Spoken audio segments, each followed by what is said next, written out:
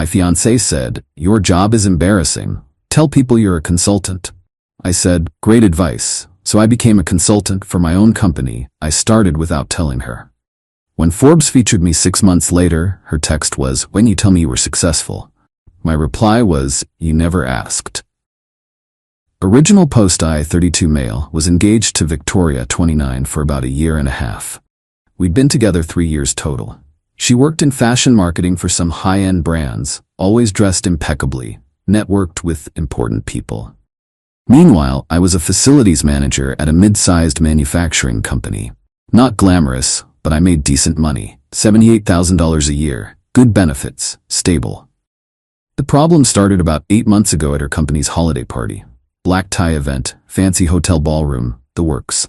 Victoria introduced me to her colleagues, and when they asked what I did, she jumped in before I could answer. "He's in consulting," she said smoothly. I blinked. "Actually, She squeezed my arm. "Hard. Management consulting. Very boring stuff." Later in the car, I confronted her. "What was that about?" She sighed like I was a child who didn't understand basic social dynamics. "Brett, honey, those people don't need to know you manage janitors and fix HVAC systems. I manage a 40-person team and oversee a $3 million operational budget. You're a glorified maintenance supervisor. It's embarrassing." That word. Embarrassing. Like I was something to be hidden. "My job pays for half our lifestyle, Victoria. But it doesn't sound good at parties, does it? Just tell people you're a consultant. It's vague enough and nobody asks follow-up questions." I sat with that for a week. She was embarrassed of me, of what I did for a living. The guy who made sure her favorite coffee shop had working AC, who kept hospitals running smoothly, who ensured factories met safety standards, that was embarrassing to her. Fine. She wanted me to be a consultant? I'd be a consultant. I didn't quit my job. Not immediately. But I started something on the side. See, in facilities management, you learn a lot about efficiency, cost reduction, compliance, and operations. Turns out, smaller companies desperately need that expertise, but can't afford full-time facilities managers. So I started Meridian Operations Consulting. Just me, working evenings and weekends. My first client was a small medical practice whose energy bills were insane. I restructured their HVAC scheduling, renegotiated their maintenance contracts, and saved them $4K monthly. They referred me to 3 other practices. Victoria never asked about my side work. She'd see me on my laptop and assume I was watching YouTube or whatever. When I said I had consulting calls, she'd roll her eyes and say, "Sure, babe."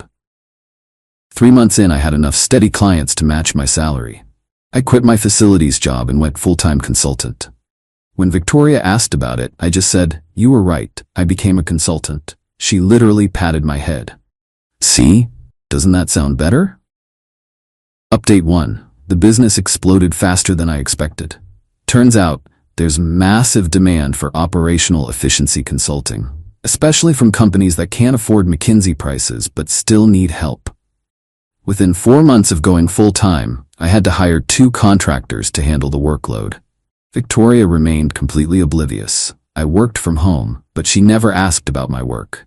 When her friends asked what kind of consulting I did, she'd wave her hand dismissively and say, "Oh, boring business stuff. Let's talk about something interesting." Meanwhile, my boring business stuff was pulling in $30K a month. I'd landed a contract with a regional hospital network to overhaul their facilities operations. Saved them $2.3 million annually. They became my case study for bigger pitches. Here's the kicker. I kept our finances separate. Victoria insisted on it early in our relationship because she earned more initially and wanted to maintain independence. Perfect. She never saw my business accounts. I maintained our lifestyle exactly as before. Same apartment contribution, same dinners out, same vacation budget. Put everything extra into growing the business and savings. Victoria noticed nothing because she never asked. 5 months in, I hired a PR firm. Not to brag, I genuinely needed help managing inquiries and building the brand. They suggested submitting for some industry recognition. I figured why not? Then Forbes called. They were doing a feature on 30 under 35 entrepreneurs revolutionizing traditional industries.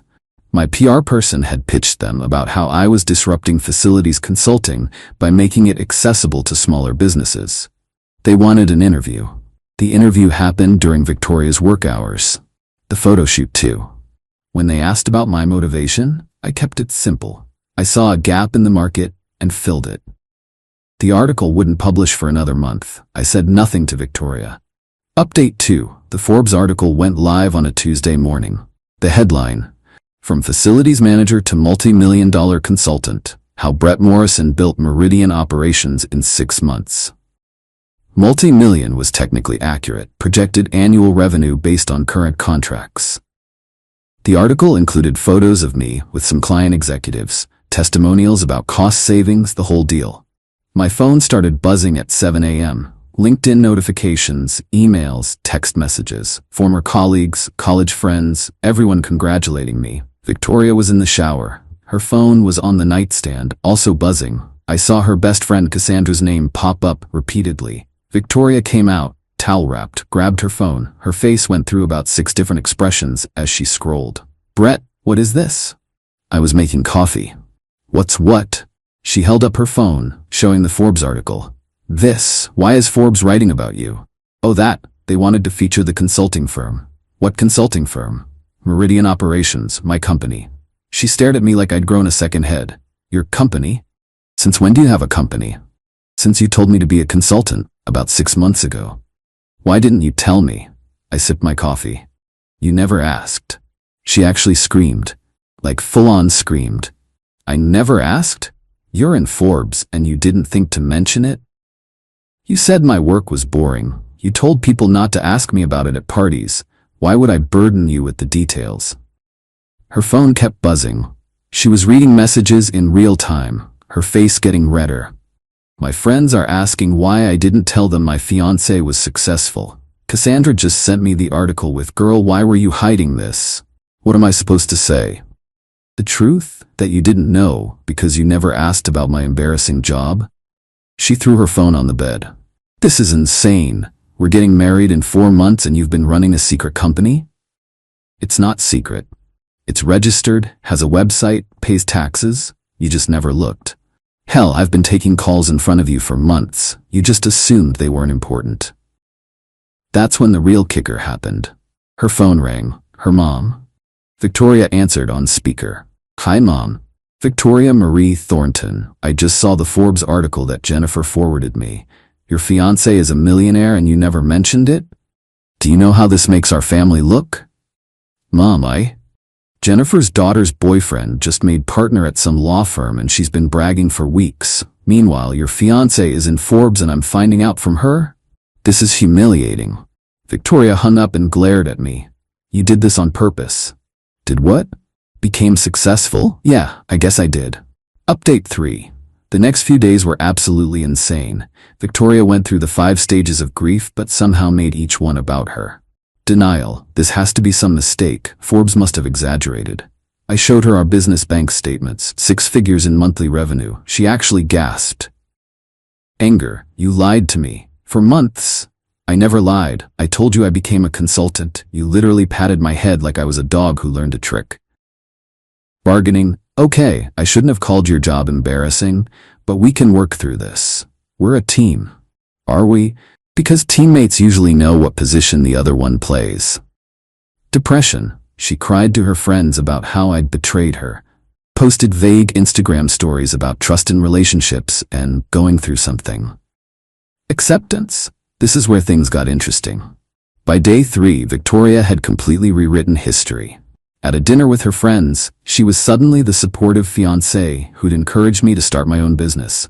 "I always knew Brett had potential," she said, while I sat there stunned. "That's why I pushed him to aim higher than facilities management." Cassandra looked skeptical. "But you said." "I motivated him through tough love," Victoria interrupted. "Sometimes people need that push." I excused myself to the bathroom and didn't come back for 15 minutes. When I returned, Victoria was showing them properties on her phone. "Now that Brett's business is doing well, we can finally upgrade. I'm thinking something downtown, maybe a penthouse?" "We haven't discussed moving," I said. She laughed. "Don't be silly, babe. We can't stay in that tiny apartment now." That night, she tried to seduce me. Full lingerie, candles, the works. "I'm so proud of you," she whispered. "My successful man, We're going to be such a power couple. I felt nothing. Absolutely nothing. Victoria, we need to talk about the wedding. She smiled. I know, we can afford to upgrade everything now. I'll call the planner tomorrow about... I want to postpone it. The smile froze. What? I need time to think. This whole situation has shown me that we have fundamental issues. What issues? You're successful. I'm successful. We're perfect together. You didn't even know what I did for a living. You were embarrassed of me. That was before. Before you knew I had money? She actually had the audacity to look offended. That's not what this is about. Then what is it about? It's about you hiding things from me. About trust. I laughed. Actually laughed. You want to talk about trust? You told me to lie to people about my job. You never once asked about my day, my work, my dreams. You treated me like an accessory that needed to be polished up for public consumption. I was trying to help you. No, you were trying to help yourself. You were embarrassed of me. Update 4. Victoria went nuclear after I postponed the wedding. But not publicly. Oh no, she was too smart for that. Publicly, she was the supportive fiancée standing by her man during his overwhelming success adjustment period. Privately, she unleashed psychological warfare. First, she tried to get access to the business. We're engaged, Brett. We should merge our finances now. It's what couples do. You wanted separate finances, remember? For independence? That was before you had a company. Partners share everything. We're not married. And the business is incorporated solely under my name. She then tried to insert herself into operations. Started showing up at my home office during client calls, dressed to the nines, introducing herself as co-founder. I had to send a company-wide email clarifying the organizational structure. That didn't go over well. Then came the ultimatum dinner. She'd made reservations at the most expensive restaurant in town. Brett, I've been patient, but we need to set a new wedding date. I'm not ready. It's been 3 weeks since Forbes. How much time do you need? Victoria, do you love me? Of course. Why? She listed my qualities. Ambitious, successful, driven, going places. What about before, when I was just a facilities manager? You were different then.